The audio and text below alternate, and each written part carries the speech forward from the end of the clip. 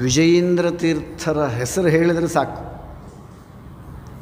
ನಮ್ಮ ಸಂಸಾರದಲ್ಲಿ ಯಾವಾಗಲೂ ವಿಜಯನೇ ಸಿಗ್ತಾ ಇರುತ್ತೆ. ಅಂಥ ಮಹನೀಯರು ವಿಜಯೀಂದ್ರ ತೀರ್ಥರು. ಕುಂಭಕೋಣದಂಥ ಕ್ಷೇತ್ರದಲ್ಲಿ ಅವರು ವಿರಾಜಮಾನರಾಗಿ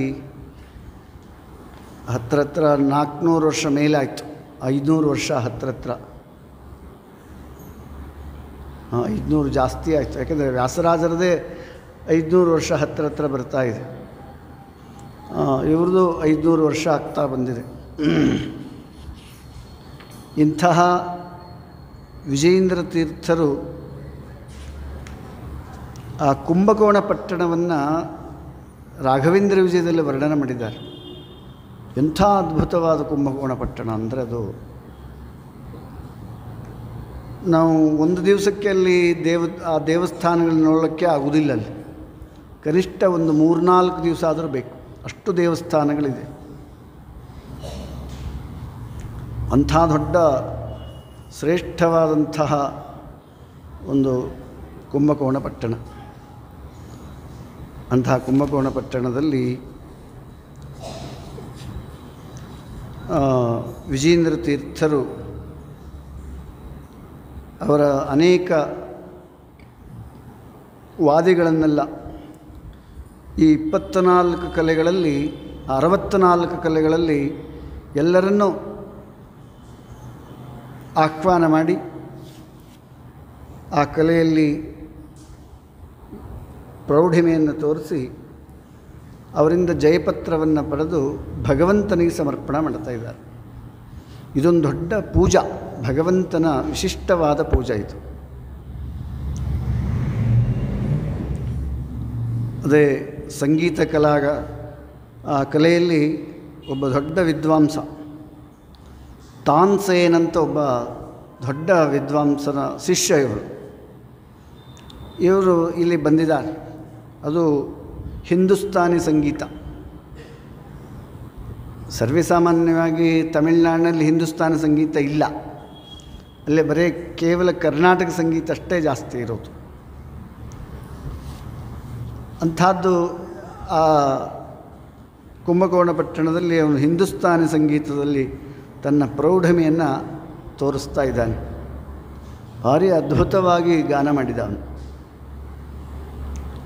ಮಾಲಕಂಸ ರಾಗದಲ್ಲಿ ಮತ್ತು ಮೋಹನ ರಾಗದಲ್ಲಿ ಅತ್ಯದ್ಭುತವಾದ ಗಾನ ಮಾಡಿದ.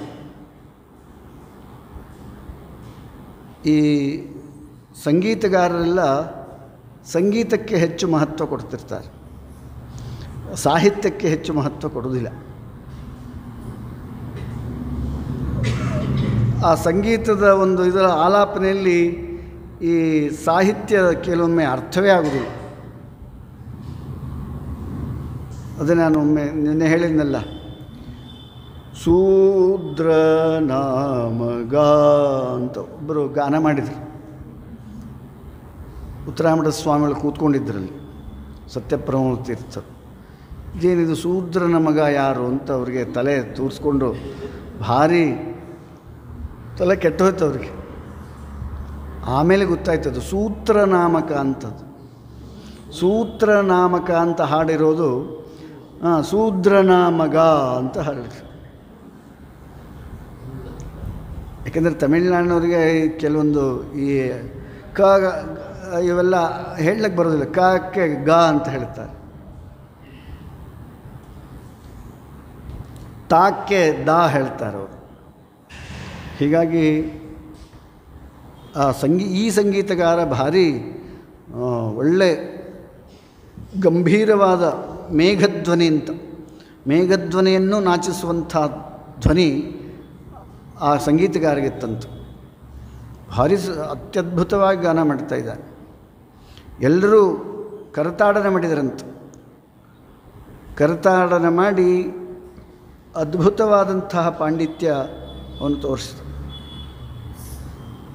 ಆಗ ವಿಜಯೇಂದ್ರ ತೀರ್ಥರು ಅವರು ಹಾಡಬೇಕಲ್ಲ, ಅವರು ಈ ಹಿಂದೂಸ್ತಾನಿ ಸಂಗೀತದಲ್ಲಿ ಭಾರಿ ಅದ್ಭುತವಾದಂಥ ಆಲಾಪನೆ ಗಾನ ಶುರು ಮಾಡಿದರು. ಶುರು ಮಾಡಿದಾಗ ಅವರು ಕರ್ನಾಟಕ ಸಂಗೀತ ಮತ್ತು ಹಿಂದೂಸ್ತಾನಿ ಸಂಗೀತ ಎರಡನ್ನೂ ಮಿಶ್ರಣ ಮಾಡಿ ಹಾಡಿದರು. ಅತ್ಯದ್ಭುತವಾಗಿ ಹಾಡ್ತಾ ಇದ್ದಾರೆ. ಅನೇಕ ರಾಗಗಳಲ್ಲಿ ಹಾಡ್ತಾ ಇದ್ದಾರೆ. ಇದನ್ನು ಕೇಳಿ ಆ ಸಂಗೀತಗಾರನಿಗೆ ಆನಂದ ತಡಿಲಿಕ್ಕಾಗಲಿಲ್ವಂತ. ಆನಂದದಿಂದ ನರ್ತನ ಮಾಡಲಿಕ್ಕೆ ಶುರು ಮಾಡಿದ್ದಂತ.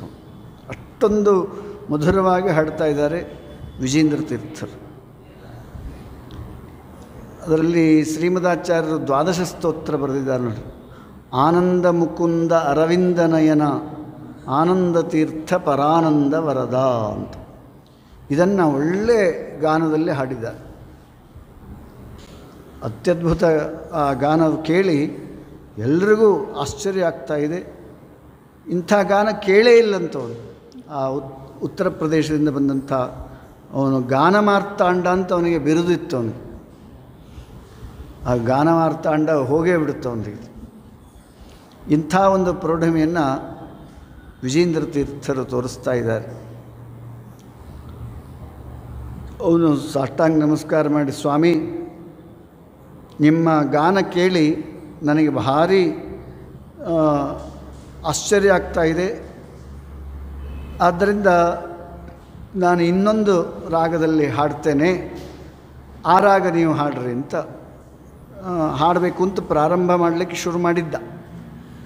ವಿಜೇಂದ್ರ ತೀರ್ಥರು, ನೀವ್ಯಾಕೆ ಶ್ರಮ ಪಡ್ತೀರಿ, ನೀವು ಹೇಳುವ ರಾಗವನ್ನೇ ನಾನು ಆ ರಾಗದಲ್ಲಿ ಹೇಳ್ತೇನೆ. ಯಾಕಂದರೆ ಇವರಿಗೆ ಅಪರೋಕ್ಷ ಜ್ಞಾನ ಇತ್ತಲ್ಲ, ಮುಂದೆ ಯಾವ ರಾಗದಲ್ಲಿ ಹೇಳ್ತಾನೆ ಅಂತ ಗೊತ್ತಿತ್ತಲ್ಲ. ಅದು ಯಾವ ರಾಗ ಅಂದರೆ ಜಯ ಜಯವಂತಿ ರಾಗ ಅಂತ ಒಂದು ರಾಗ.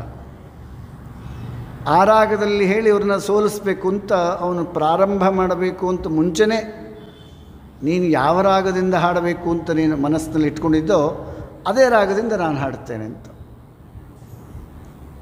ಅವನಿಗೆ ಆಶ್ಚರ್ಯ ಆಗ್ಬಿಡ್ತು. ನಾನು ಯಾವ ರಾಗ ಹಾಡ್ತೇನೆ ಅಂತ ಇವರು ಹೇಗೆ ಮನಸ್ಸಿನಲ್ಲಿ ತಿಳ್ಕೊಂಡ್ರು? ಇವರು ಅಪರೋಕ್ಷ ಜ್ಞಾನಿಗಳು ಅಂತ ಅವನಿಗೆ ಗೊತ್ತಿಲ್ಲ. ಅವನಿಗೆ ಆಶ್ಚರ್ಯ ಪಡ್ತಾ ಇದ್ದಾನೆ ಆ ಗಾಯಕ. ಬೆಚ್ಚಿ ಬಿದ್ದುಬಿಟ್ಟಂತೆ, ಎಂಥ ಅದ್ಭುತ ಗಾನ ಇದು ಅಂತ ಆಶ್ಚರ್ಯ ಪಡ್ತಾ ಇದ್ದಾರೆ. ಅವರ ಹಾಡು ಮುಗೀತು. ಸಾಷ್ಟಾಂಗ ನಮಸ್ಕಾರ ಮಾಡಿಬಿಟ್ಟು, ಸ್ವಾಮಿ ನೀವು ಸಾಮಾನ್ಯರಲ್ಲ, ದೊಡ್ಡ ತಪಸ್ವಿಗಳು.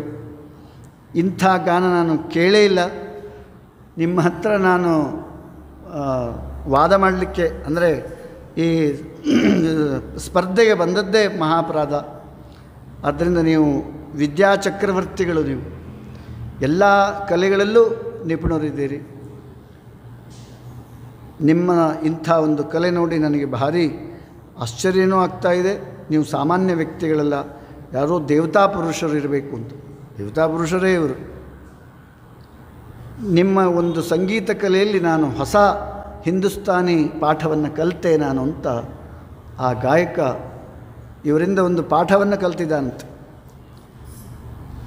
ಈ ರೀತಿ ಅವರನ್ನು ಹೊಗಳಿ ಸಾಷ್ಟಾಂಗ ನಮಸ್ಕಾರ ಮಾಡಿ, ನಿಮ್ಮಂಥ ಗಾನ ಪುರುಷರು ಯಾರೂ ಇಲ್ಲ, ಸಂಗೀತ ಸಾಮ್ರಾಟರು ಅಂತ ನಿಮಗೆ ಒಂದು ಖ್ಯಾತಿ ಇದ್ದೇ ಇದೆ ಎಂಬುದಾಗಿ ಅವರನ್ನು ಹೊಗಳಿದರು. ಆಮೇಲೆ ಸ್ವಾಮಿಗಳಂದರು, ಇನ್ನೊಂದು ರಾಗ ಇದೆ, ದೀಪಕ ರಾಗ ಅಂತ. ಅದು ನಮ್ಮ ಗುರುಗಳು ತೋರಿಸಿದ್ರು. ನಮ್ಮ ಮೂಲ ಗುರುಗಳು ಮಧ್ವಾಚಾರ್ಯರು ದೀಪಕ ರಾಗ ಹೇಳಿ ದೀಪ ಹಚ್ಚುವಂತೆ ಮಾಡಿದ್ದರು. ಅವರ ಅನುಗ್ರಹದಿಂದ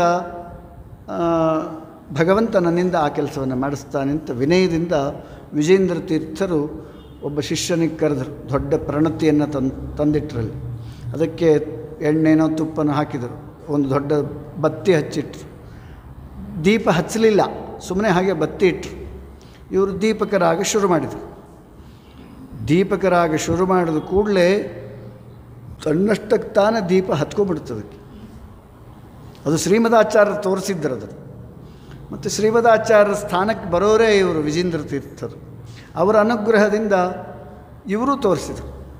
ಏಕೆಂದರೆ ಇವರೂ ರುಜುಗಳಾದ್ದರಿಂದ ಆ ದೀಪಕ ರಾಗವನ್ನು ಹಾಡಿ ದೀಪ ಹತ್ತುವಂತೆ ಮಾಡಿದರು.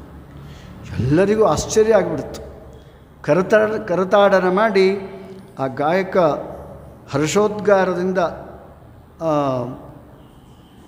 ಅವರನ್ನು ಹೊಗಳಿ ಸಾಷ್ಟಾಂಗ ನಮಸ್ಕಾರ ಮಾಡಿ, ಸ್ವಾಮಿ ನಿಮ್ಮಂಥ ಗಾಯಕರನ್ನು ನಾನು ಜಗತ್ತಿನಲ್ಲೇ ನೋಡಿಲ್ಲ ಎಂಬುದಾಗಿ ಅವ್ರನ್ನ ಹೊಗಳಿದ್ರು.